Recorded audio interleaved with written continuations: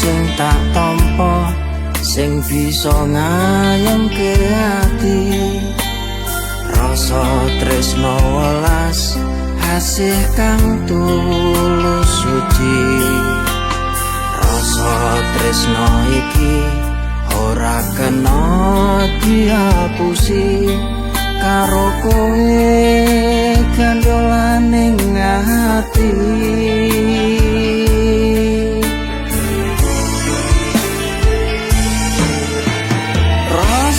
Tresno iki ora mung krana rupamu rasa welas iki ora mung krana bandhamu rasa asih iki ora mung krana pangkatmu merga tulus suci bagus atimu.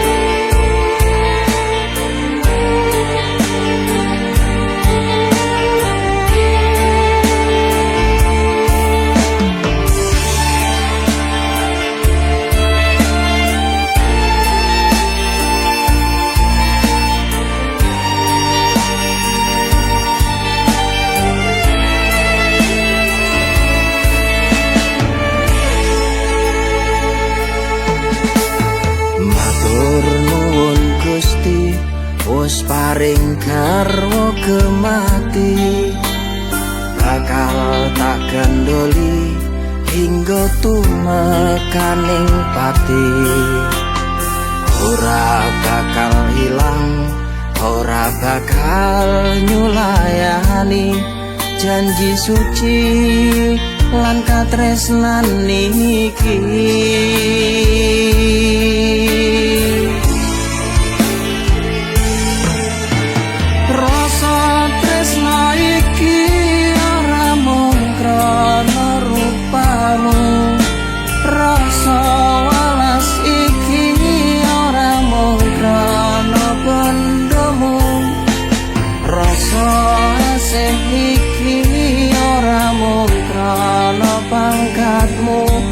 Mergo tulus suci bagus atimu